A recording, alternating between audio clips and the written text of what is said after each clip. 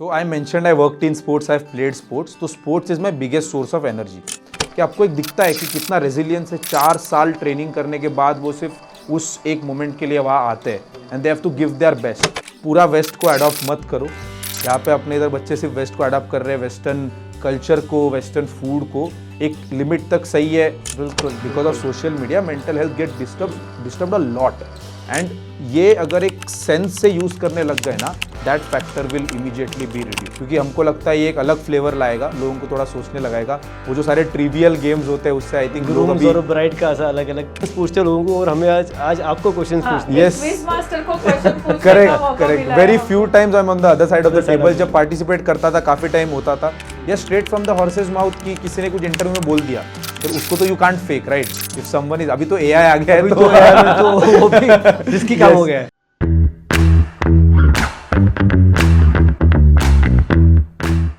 तो जेंजीज तैयार हो जाइए एक ऐसे इंसान से मिलने के लिए जिसकी सोच आपकी सोच आज बदल देने वाली है. इंस्पिरेशन भी होगा, एंटरटेनमेंट भी होगा. So let's welcome mister Naman Jain, a quiz master. लेकिन वीडियो में खो जाने से पहले don't forget to like, share and subscribe to our channel. बातों बातों में एक मुलाकात किसी खास के साथ. तो चलिए शुरू करते हैं आज का episode. Sit back, relax and enjoy the show. Naman, आपने बताया कि आपके पेरेंट्स ने आपको बोला कि तुझे जो करना है कर, बट हम लोग जैसे मूवी में देखते हैं फिर वो बोलता है ना कि अब्बा नहीं मानेंगे. ऐसे कुछ तुम्हारे केस में हुआ था क्या, या फिर योर पेरेंट्स, आपकी पूरी जर्नी में आपके पेरेंट्स का क्या रोल है? हाँ, तो मेरे पेरेंट्स का सबसे बड़ा रोल है, because since I was a kid मेरा अपब्रिंगिंग ऐसे हुआ है कि I have not been forced into anything. तो पेरेंट्स क्या करते हैं बच्चे लोगों के साथ, they force them to go to tuitions. बेटा ये क्लास करो, वो क्लास करो. Till 10th standard I was never sent to tuitions. ओहो. हाँ, तो मुझे सेकंड के बाद मम्मी ने बोल दिया था तू तेरे हिसाब से पढ़. टीवी देखने नहीं दिया. टीवी भी नहीं था, आप बता रहे थे घर पे. टीवी तो नहीं था, आई थिंक वो तो बहुत बड़ी अच्छा बात चॉइस है. हाँ, वही बहुत बड़ी बात है. Correct correct. सो टीवी नहीं देखा तो मैंने कार्टून्स नहीं देखे, बट मैंने बहुत सारी बुक्स पढ़ी. जो आज मेरा पूरा करियर है वो पूरा उसी बेसिस पे बेस्ड है आज, कि जो मैंने रीडिंग करी उस टाइप पे, तो मेरा इंग्लिश बहुत अच्छी तरह से हो गया, मेरा एक नॉलेज बेस क्रिएट हो गया. बट अपार्ट फ्रॉम टीवी कोई चीज़ में फोर्स नहीं था. कि बच्चे लोगों को क्या होता है, कब थोड़े भी कम मार्क्स आ गए तो आप ट्यूशंस का मैंने जैसे बात किया, ये बहुत स्ट्रिक्ट हो जाते हैं कि नीचे खेलने मत जाओ, ये मत करो. तो उसमें क्या होता है, बच्चा थोड़ा सफोकेट हो जाता है. वॉट आई फील इज, मुझे they let me as a free bird कि तेरे को जो करना है कर. So because of that I also ended up playing sports and I studied also. And when I say I studied, मतलब मैं 10th स्टैंडर्ड तक I was a topper in my school. So I used to feature in the top 3 to top 5 kids in all exams. तो उसके वजह से क्या होता था कि मुझे पढ़ाई का भी टाइम मिल रहा है, मुझे खेलने का भी टाइम मिल रहा है. ट्यूशन ले लो आप, तो स्कूल से आ गए, स्कूल से आने के बाद 2-3 घंटे बच्चे ट्यूशन जा रहे हैं, फिर सेल्फ स्टडी का टाइम नहीं है, खेलने का टाइम नहीं है. For me I used to play badminton. So badminton मैंने क्लासेस अटेंड किए, मैं एक लेवल तक खेला, डिस्ट्रिक्ट स्टेट टूर्नामेंट्स खेला मैं बैडमिंटन में, स्कूल को रिप्रेजेंट किया इन badminton and 4 other different sports. तो आई वॉज लकी इनफ कि मुझे ये सब चीज़ों का टाइम मिलता था. मेरे से भी ज़्यादा टैलेंटेड बच्चे होंगे, of course I am not even that very talented in sports, but वो ये होता है कि बच्चों को टाइम नहीं दिया जाता. So that was the biggest thing. Even after that, 11th, 12th maybe I was studying science on my own choice. Flow में मैंने साइंस ले लिया, like a lot of kids that score well do in India. और उसके बाद भी engineering भी मैंने VIT में इसलिए लिया क्योंकि मेरे घर से पास था. 2 किलोमीटर है मेरे घर से. फिर COP मिल रहा था मुझे, पर मैंने VIT लिया क्योंकि मेरे घर से पास है. COP को छोड़कर VIT लिया. हाँ, क्योंकि मेरे घर से पास था ना, और मैं VIT भी गया नहीं. 2 किलोमीटर रह के भी कोविड आ गया और फिर मेरे को कभी इच्छा हुई नहीं जाने की college. But VIT gave me quizzing, तो I mean always happy for that. Coming back to the parents thing, even when this abroad वाला thing happened, they were completely supportive कि बेटा you want to go, please go. And when I said I don't want to go, they were like ठीक है ये कर ले तू. और इसमें सबसे important factor which I always mention is a financial stability. बिल्कुल. क्या होता है कि what I am doing is very risky. This is a thing which people don't know exists, like most people don't know. तो I have to create a service जो लोगों को पता ही नहीं है, और उसको सेल करना बहुत मुश्किल है. There is always a risk whether this will work out or it won't work out. पापा का सवाल आता है पहले, बेटा कितना कमाओगे इसमें? Correct. तो मेरे पापा ने कभी पूछा ही नहीं. That is another advantage. Reason ये था कि पापा ने जो पिछले 25-27 साल में काम किया हुआ है, उस रीजन से मैं एक अश्योर्ड रह सकता हूँ कि even if things go down south after 2-3 years, I still have कुछ तो बैकिंग पीछे से. बिल्कुल. तो ऐसा नहीं है कि मैं कुछ नहीं कर रहा हूँ, बट वो एक होता है ना कि इट्स अ रिस्की फील्ड, सो इसमें फाइनेंशियल स्टेबिलिटी बहुत इंपॉर्टेंट है। तो लोग बोलते हैं पैशन फॉलो करो, I always see passion follow करो with one condition, make sure घर पे थोड़ा सा फाइनेंशियल स्टेबिलिटी है, वरना if there is a lot of loans on the family and you are still following your passion, मतलब तो तुम पूरा ही गड़बड़ कर रहे हो। बराबर। तो इसमें भी मतलब I had that one help from my parents. Great. So all in all the kind of upbringing I was given is the biggest reason why I am doing this. तो आई फील कि every parent should let their kid be free, क्योंकि सब बच्चे में एक talent है, तो वो टैलेंट को उनको थोड़ा परस्यू करने का एक एटलीस्ट चाइल्डहुड में चांस देना चाहिए। It might blossom into something very different.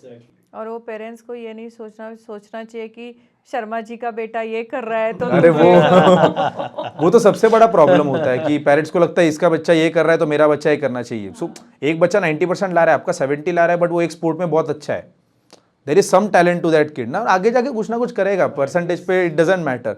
Parents create a lot of pressure, अपन देखते हैं ना जेई के केस वगैरह आते हैं सुसाइड के, it's all because of parental pressure only, right? जिनको करना है उनको करने दो, जिनको नहीं हो रहा है उनको let them at least try and do what they want to. ये बहुत बड़ी सीख है हर एक के लिए भी। दूसरा मैं कह रहा था कि पेरेंट्स तो इंस्पिरेशन खैर हर एक के होते ही है, तो ऐसी और कौन सी एनर्जी सोर्स आपके पास है जो आपको मोटिवेट करती है इस फील्ड में आगे बढ़ने के लिए, other than parents? So I mentioned I worked in sports, I have played sports, तो sports is my biggest source of energy. अच्छा, ये दो चीज छोड़ के इससे ज्यादा टाइम मैं स्पोर्ट्स देखने में लगाता हूँ। अभी तो शायद मैं इतना स्पोर्ट्स खेलता नहीं हूँ, now I watch a lot of sports and I have been doing them since childhood. तो मेरे एक नेबर है, he is a 7 times power lifting champion, national champion plus an international player. उनके साथ में काफी बचपन में स्पोर्ट्स देखता था उनके घर पे बैठ के। सो इमेजिन हमारा age gap is around 50 years और हम लोग साथ में क्रिकेट देखते थे, फुटबॉल देखते थे, ओलंपिक्स देखते थे। उसके साथ मेरा एक स्पोर्ट्स में बहुत इंटरेस्ट डेवलप हुआ and when I watch sports teaches me a lot of things. मतलब ऐसे काफ़ी इंसिडेंट्स है स्पोर्ट्स में जहाँ पे आप देखोगे किसी के पास चांस नहीं है and from there they end up winning. तो you always realize there is a small chance of winning when the odds are against you, and the best thing and that thing is taught to you by sports. So every sport, मैंने मतलब नहीं करके 40-50 sports देखे होंगे, मैंने बहुत पढ़ा है स्पोर्ट्स के बारे में, हिस्टोरिकल इंसिडेंट्स है ऐसे जिससे मेरे को बहुत इंस्पिरेशन आती है, specially all these athletes across sports. Cricketers हो गए आपकी जो कमबैक करते हैं वो लोग, फुटबॉलर्स हो गए, बॉक्सर्स हो गए, मैंने मोहम्मद अली के बारे में बहुत पढ़ा है, उनके मैचेस देखे हैं, माइक टाइसन हो गए, ओलंपिक्स के incidents. Every Olympics why should a person watch, कि आपको एक दिखता है कि कितना रेजिलियंस है, 4 साल ट्रेनिंग करने के बाद वो सिर्फ उस एक मोमेंट के लिए वहाँ आते हैं and they have to give their best and if they fail they pick themselves up and come back in the next Olympics. There have been incident जहाँ पे एक प्लेयर 5 ओलंपिक्स में फेल हुआ है, 6ठे ओलंपिक्स में आके उन्होंने मेडल जीता है। तो आपको सिखाता है कि if you give up then it's not going to work out for you, you just need to keep on driving yourself, क्योंकि अगर खराब चल रहा है तो एक टाइम सूरज ऊपर आएगा। तो एक कहावत है कि there is great accomplishment is never in failing, it's again rising again after a fall. Absolutely. So the rising again after the fall, because what I do, I have a very different day. एक दिन मेरे को कुछ नया काम मिलता है, अगले दिन होता है the client calls are not going that great. So ups and downs होते हैं। If I am an employ, I am working, मुझे पता है मुझे ये काम खत्म करना है, end of the month I will get a salary. यहाँ पे कैसा है कि every day is a new day for me, कि आज 2 इवेंट मिल भी सकते, 2 इवेंट हाथ से जा भी सकते। So I need to be prepared for that and I think sports is the reason why I am always mentally prepared for what I am doing. Great great, बहुत अच्छा लग रहा है नमन आपसे बात करके। हम ऐसे हम लोगों को भी थोड़ा सा यंग फील हो रहा है, जैसा हम है नहीं, बट एक मैं बोलना चाहूँगी कि आज की जो जनरेशन है Gen Z, I think you are also in a Gen Z, लेकिन ये जो कोविड के बाद के जो जेन जी बने हैं वो थोड़े से कुछ अलग है, उन पे थोड़ा एक रिसर्च तो बनता है। बट बीइंग अ जेन जी, आप आज के ये जनरेशन्स को एक क्या नो फिल्टर एडवाइस दोगे? नो फिल्टर एडवाइस तो इतना ही है कि मोबाइल का यूज़ करो तो ढंग से करो। मोबाइल का यूज़ अभी बहुत ही कॉमन हो गया है, मैं खुद मोबाइल बहुत ज़्यादा यूज़ करता हूँ, इनएविटेबल है, अभी तो मेरा काफ़ी रिसर्च भी मोबाइल पे होता है। बट टाइम पास के लिए भी of course everyone is using mobile nowadays, but उसको कैसे यूज़ करना is the biggest thing. I think school में ये सिखाना भी इंपॉर्टेंट हो गया है कि how you should use a mobile, what apps you should use, how much time should you dedicate. अगर आपके काम के साथ या पढ़ाई के साथ वो इंटरफियर हो रहा है तो वो इंटरफियर नहीं होना चाहिए। That is the basic common understanding any kid should have in today's world. So that is my first advice. Second, पूरा वेस्ट को अडॉप्ट मत करो, यहाँ पे अपने इधर बच्चे सिर्फ वेस्ट को अडॉप्ट कर रहे हैं, वेस्टर्न कल्चर को, वेस्टर्न फूड को। एक लिमिट तक सही है, they are doing some things right, we are doing some things right, पर बच्चे लोग एक क्या होता है कि इंस्टाग्राम पे लोग काफ़ी सारी चीज़ें देखते हैं, उनको लगता है वो we also want that, but it's not necessary that you want that at that particular time. तो थोड़ा एक फिल्टर लगाना ज़रूरी है। आपने मुझे पूछा no filter advice, I will say they should have a filter on what they are accepting which is being shown on the internet, that is the most important thing. तो ये मुझे लग रहा है कि अभी स्कूल के करिकुलम, हमारे टाइम पे तो हमको MS पेंट सिखाते थे, और अभी बच्चों को ये सिखाना ज़रूरी है कि आप कैसे सोशल मीडिया के साथ इंटरेक्ट करो। ये काफ़ी फ्रॉड्स भी होते हैं, काफ़ी ट्रैप्स भी बन जाती है, बच्चे लोगों का मेंटल हेल्थ बहुत डिस्टर्ब होता है इसके वजह से। बिल्कुल, because of social media mental health get disturbed a lot, and ये अगर एक सेंस से यूज करने लग गए ना, that factor will immediately be reduced. Distractions काफ़ी हो जाते हैं, बहुत ज़्यादा डिस्ट्रैक्शंस है, और फिर वो mental health transfers into frustration, fights and all that, and फिर वो लेजीनेस एक बहुत ज़्यादा बढ़ गया है, एक्सक्यूजेस, लेजीनेस एंड सब अवॉइड करना, बाद में Procrastination, प्रोक्रेस्टिनेशन इसलिए बढ़ता है because when you use a mobile और अ कंप्यूटर, आपके बॉडी में एक लेजीनेस इनबिल्ट हो जाता है। इवन आई हैव नोटिस्ड कि मैं पहले जितना एक्टिव था बचपन में जब मोबाइल नहीं था, अभी व्हेनेवर आई सी समथिंग, मेरा तो काम पूरा ऑनलाइन होता है राइट, लैपटॉप पे I am continuously writing something, reading something, तो उसके वजह से एक बॉडी में एक ऐसा फीलिंग डेवलप हो जाता है कि I just don't want to move around. और ये बच्चों का अभी से हो गया। हम लोग बचपन में सिर्फ ऑन ग्राउंड स्पोर्ट्स खेलते थे, ये बच्चे लोग अभी कंटिन्यूस वीडियो गेम्स खेल रहे हैं। ये inertia, yes absolutely, video games खेलो, but the sports and physical exercise needs to be done, और एल्स आगे जाके इनको बहुत तकलीफ होगी। So that is what I feel they should develop कि यार आप थोड़ा सा पुरानी चीजें करो। फ्रेश एयर में जाके खेलना, फ्रेश एयर तो खैर इंडिया में मुश्किल है बट नीचे जाओ और खेलो। नमन, इतनी इसी उम्र में काफ़ी कुछ अचीव कर लिया आपने, तो एक दिमाग में कोई ऐसा कोई ड्रीम प्रोजेक्ट कोई है क्या कि मुझे और ये लेवल पे जाना है? अगर आपको अनलिमिटेड रिसोर्सेज, पैसा, टाइम सब दे दिया जाए, तो आपके जहन में ऐसा क्या आता है कि ये मुझे अचीव करना है, this is my ultimate goal in life? क्या है ऐसा? माई अल्टीमेट गोल, अल्टीमेट तो नहीं बोलूंगा, but you mentioned a dream project. Dream project, yes, dream project is I want to have a television show of my own. Television show of your own, okay. Question writing के dream project तो मैंने कर लिया, KBC is my question writing dream project, but as a host to be the face of a TV show is what I want to be. Because जब से मैंने hosting शुरू की है काफ़ी ज़्यादा, मुझे एक रियलाइज हुआ कि मुझे भी एक बार टीवी पे आना है as the host of a certain show, face of the show, face of, absolutely, asking the questions which I have only developed और माय टीम हैज डेवलप्ड। तो that is my one big dream in hope ये podcast कोई देख ले director TV का और आपको invite कर ले। कोई भी, आजकल टीवी से ज़्यादा तो OTT भी चल रहा है, any OTT is also fine. तो चलो अब थोड़ा सा ना ऑफ टॉपिक जाते हैं। अभी आपने इतने बड़े बड़े क्विजेस किए हैं बैंक्स के लिए, कॉलेजेस के लिए, मेडिकल कॉलेज के लिए, सब जगह पे, तो वेडिंग शोज़ या ऐसे जो बहुत बड़े बड़े ह्यूज डेस्टिनेशन वेडिंग्स हैं, उसके लिए आप कुछ शोज़ करने वाले हो, या ऐसा ना हो जाए वो शो करते करते आपकी भी शादी हो जाए वहीं पे? सो गर्लफ्रेंड तो होगी मेरे ख्याल से ना? गर्लफ्रेंड तो नहीं है, डिस्ट्रैक्शन वो भी नहीं है अभी लाइफ में। अरे उसके मम्मी पापा शो देख रहे हैं वो। अच्छा, वो बोलेगा नहीं अभी? नहीं, मम्मी पापा पूछते हैं कि शादी कब करनी है, तो मैं बताता हूँ कि बहुत टाइम है, बोला यस एब्सोल्युटली, तो नो गर्लफ्रेंड। बट वेडिंग्स का आपने पूछा, वेरी फनीली हमने एक वेडिंग लॉक किया है last week only. So will be doing a destination wedding in Lonavala in November.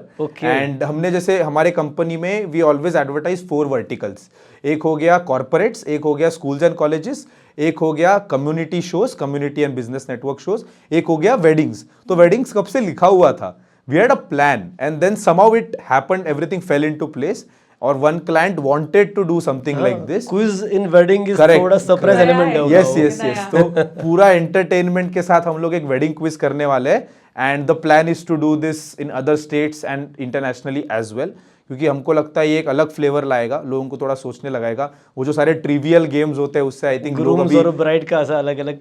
Yes, आप सारे प्लान्स बता रहे हो, बट सही है, that is actually the plan की we will make teams and we'll have relatives join in on the fun. तो हम जो काम करते हैं उसी को एक थोड़ा सा ट्विस्ट देके, बिकॉज आज तक ऐसा वेडिंग क्विजेस किसने कराए नहीं है, कोई ये पॉडकास्ट देख के दूसरा हमने भी नहीं क्विज मास्टर देखे सोच रहा है तो ठीक है, but wedding quizzes is something I always wanted to do, because मुझे लगता है क्विज कोई भी सेटिंग में हो सकता है।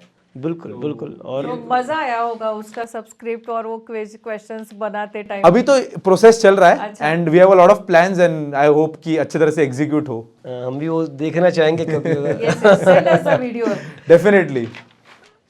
अच्छा, ये बात मैं पूछ रहा था अभी कि आपने इतनी 2019-20 से लेकर अब तक की 5 साल की जर्नी जो आपकी भी हुई है, तो ये जैसे आपने सोची थी वैसे हो रही है, उससे बेहतर है या और बेहतर आना बाकी है?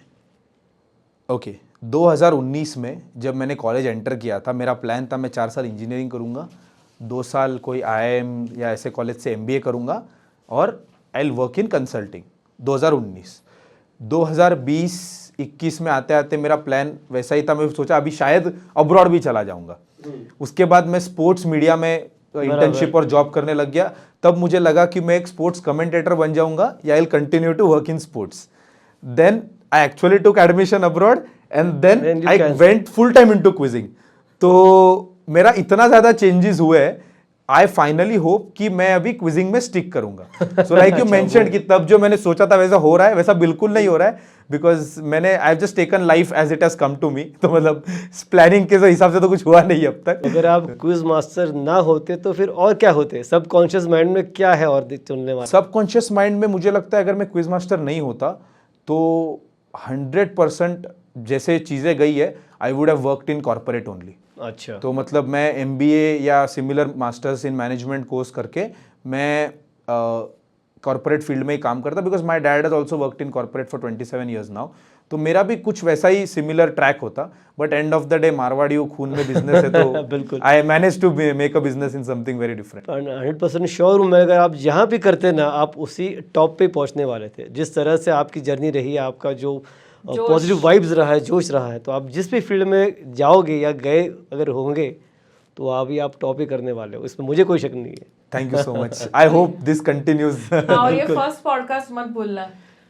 हाँ, जब आप ये जर्नी में podcast- हमारा जो जब पॉडकास्ट, एकदम सक्सेसफुल हो जाओगे तो हमारे पॉडकास्ट को मत भूलना। नहीं, this is my first ever podcast, so definitely won't forget. Thank you so much कि मैं आके यहाँ पे अपनी जर्नी बता पाया। आप क्वेश्चंस पूछते लोगों को और हमें आज आपको क्वेश्चंस पूछने। Yes. क्विज मास्टर को क्वेश्चन पूछने का करेक्ट मौका करेक्ट, मिला वेरी है few times I am on the other side of the table. जब पार्टिसिपेट करता था काफी टाइम होता था, अभी मेरा पार्टिसिपेशन कम हो गया है, तो रेयर ओकेजन्स की जब मेरे को सामने लोग क्वेश्चन पूछ रहे हैं। बिल्कुल बिल्कुल।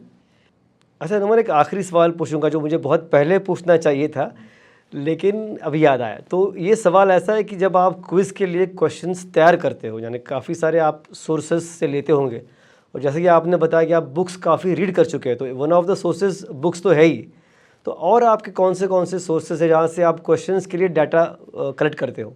Very interesting. तो हम लोग बहुत अलग अलग सोर्सेज यूज़ करते हैं क्वेश्चंस बनाने के लिए, और एक एक जर्नी होती है कि मतलब समझो कल मेरी क्विज है, मैं आज सवाल बना रहा हूँ, ऐसा पॉसिबल है नहीं, because we take a lot of hours to come up with something. तो एज यू मेंशन्ड बुक्स, तो बुक्स एक बहुत अच्छा सोर्स है, क्योंकि बुक्स में जो इन्फॉर्मेशन है वो कहीं पे भी नहीं है। So that is one of the best sources. आजकल इंटरनेट पे बहुत सारी चीज़ें अवेलेबल हो गई है, विकीपीडिया हो गया, काफ़ी प्रख्यात न्यूज़पेपर्स हो गए जैसे the guardian, BBC, Hindustan times, the Hindu, वैसे ग्लोबली अवेलेबल न्यूज़पेपर्स है। So that is a big source. The internet is the biggest source of questions, क्योंकि ऐसे काफ़ी इंटरेस्टिंग वेबसाइट्स भी है जहाँ पे हमको अच्छा कंटेंट रीड करने मिलता है। एंड ऑफ द डे लोगों में ये इन्फॉर्मेशन जानी चाहिए, दैट इज़ द गोल। सो वो एक सोर्स हो गया। Another very interesting source is social media. तो लोग इंस्टाग्राम को पूरा एक फन मीडियम तरीके यूज़ करते हैं, we also use it as a research medium, क्योंकि काफ़ी कंटेंट क्रिएटर्स कॉन्शियसली एक मेहनत कर रहे हैं कि हम लोग लोगों में अच्छा इन्फॉर्मेशन डिसिपेट करें, राइट इन्फॉर्मेशन। करेक्ट। और मैं वैसे काफ़ी कंटेंट क्रिएटर्स को फॉलो करता हूँ या काफ़ी ऐसे पेजेस को फॉलो करता हूँ, और जो करंट अफेयर्स वाले जो सवाल होते हैं वो तो इंस्टाग्राम से काफ़ी ज़्यादा आते हैं, because a lot of these newspapers and they have their social media accounts, तो हम लोग वहाँ से लेते हैं। सो ऐसे मल्टीपल सोर्स होता है। मेरा फेवरेट सोर्स ये है कि मैं कहीं पे घूम रहा हूँ या मैं अपनी सिटी में भी दोस्तों के साथ कहीं पे जा रहा हूँ, if I find something which is very interesting, I note it down in my mobile and then I transfer it to a master PPT that I have. तो ये सारे हम लोग पूरे साल कलेक्ट करते हैं कि समझो मैं राजस्थान घूमने चला गया, वहाँ पे मुझे कोई एक बहुत म्यूजियम में एक इंटरेस्टिंग चीज़ मिल गई, I end up making a question on that.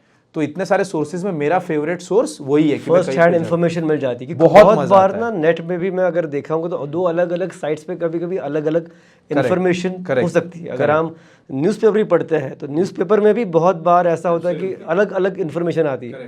तो जेन्युइन कौन सी है और कौन सी फेक है ये भी आपको ये समझना बहुत होगा। इंपॉर्टेंट है। जैसे विकिपीडिया मैंने मेंशन किया, तो विकिपीडिया सिर्फ एक सोर्स है समझने के लिए उस इंफॉर्मेशन के बारे में, बट हमको ये वेरीफाई करना पड़ता है। And for verification number 1 is government websites. अच्छा। और अगर वो गवर्नमेंट वेबसाइट पे नहीं है वैसी information, so there is something called as Britannica हो गया, या आपके ट्रस्टेड न्यूज़पेपर्स। एक होते हैं न्यूज़पेपर्स जो इतना ट्रस्ट अपने को नहीं बैठता है, then some are newspapers which are internationally reputed, उनका पता है कि ये लोग सच इन्फॉर्मेशन ही डालेंगे।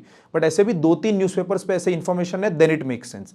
या straight from the horse's mouth की किसी ने कुछ इंटरव्यू में बोल दिया, तो उसको तो you can't fake, right? If someone is, अभी तो एआई आ गया है, तो वो भी जिसकी काम हो गया है। यस, तो अगेन वो इंटरव्यू एक ऑफिशियल चैनल पे होगा तो ही हम लोग उसको लेते हैं, because that is very important. The question you asked कि फेक इन्फॉर्मेशन आज इतनी है कि लोगों को पता ही नहीं चलता कि कौन जिंदा है कौन मर गया। बिल्कुल बिल्कुल, एक आपकी भी वो रिस्पॉन्सिबिलिटी बढ़ जाती है Correct, कि correct, आपको जिंदा को भी मारने पे तुले हुए और मरे हुए को भी जिंदा जिंदा करने में AI का भरोसा नहीं है। यस यस, तो that is actually true. And वो सबसे इंपॉर्टेंट चीज़ है, मैं इंश्योर करता हूँ कि इंफॉर्मेशन जो मैं क्विज में दे रहा हूँ वो रियल है।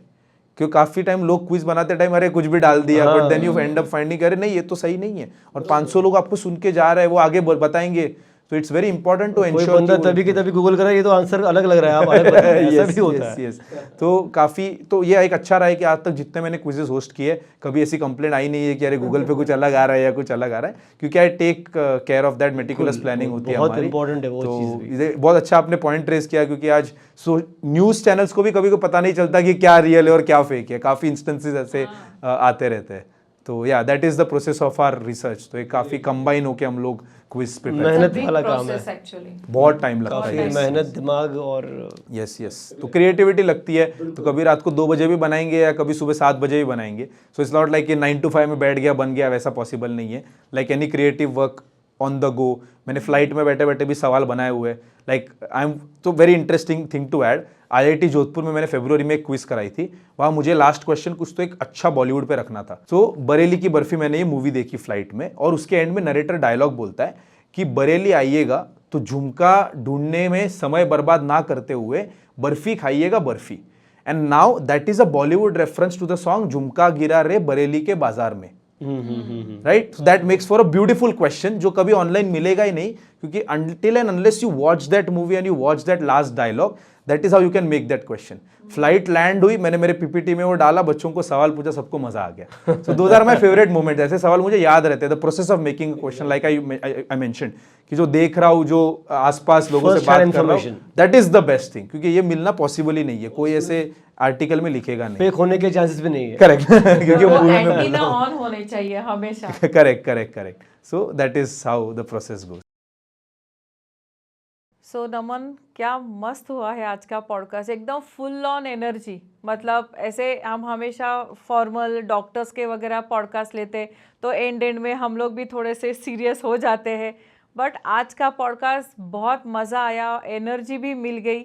तो before we conclude this podcast, I would like you to give one takeaway message, a powerful takeaway message to today's generation, कि जो अभी पढ़ रहे, जिनका करियर शुरू हो रहा है, they are in a mid journey, या तो जिनका अभी डिग्री हो रहा है और अभी उनको सूझ नहीं रहा है अभी मैं क्या करूँ, या दे आर लैंडिंग नोवेयर। तो ऐसे ये पूरी जनरेशन के लिए आप जेंसी क्या एडवाइस देना चाहोगे? एक टेक अवे मैसेज उन सारे बच्चों के लिए, सबके लिए जो ये पॉडकास्ट अभी देख रहे हैं। There is something called as herd mentality, जहाँ पे लोग क्या करते हैं कि बाकी सब लोग जो चीज़ें कर रहे हैं मैं भी वही करूँगा। That is the biggest thing that you should avoid. You should do what you feel is the right thing for you. सब में एक हिडन टैलेंट होता है, एक पर्टिकुलर पैशन होता है, तो सारी चीज़ें ध्यान में रख के वो चीज़ फॉलो करनी है। And you have to do it with dedication. Just talent and passion won't make you big. You have to put in a lot of hard work and dedication to make sure that you reach right till the top. You are not going to get the things, you have to go out and you have to back those things. That is the most important thing out there. Mister Naman, thank you so much. आपने आज बहुत बढ़िया आपके विचार यहाँ सबके सामने बताए हैं कि एक्चुअली लाइफ में क्या करना चाहिए, आपका जो गोल है उसे आप कैसे पैशनेटली फॉलो करें ताकि आप जीवन में सीढ़ी दर सीढ़ी ऊपर आप चढ़ते जाए, आपका ग्राफ हमेशा बढ़ता जाए। और जो आपने आज सीख भी दी है बहुत यंग लोगों को, मैं मानता हूँ कि अगर उनमें से 50% भी लोग आपको फॉलो करें कि क्या करना चाहिए आज लाइफ में, अपना फोकस कहाँ होना चाहिए, डिस्ट्रैक्शन से आपको कैसे बचना चाहिए, सो मैं मानता हूँ हर किसी को अगला नमन बनने में देर नहीं लगेगी। Thank you so much. Thank you so Thank you much. so much for being here, and thank you for this energy and wonderful thoughts, and wishing you all the very best for your future. Exactly. So, ये था हमारा आज का podcast हमारे quiz master नमन जैन के साथ। इसी तरह के नॉलेज भरे, एनर्जी से भरे और यंग एंटरप्रेन्योर्स के साथ के बहुत सारे आने वाले एपिसोड्स के लिए हमारा चैनल बातों बातों में एक मुलाकात किसी खास के साथ को लाइक, शेयर और सब्सक्राइब करना ना भूलें। तो जल्दी मिलेंगे और एक नए पॉडकास्ट में एक नई शख्सियत के साथ। तब तक के लिए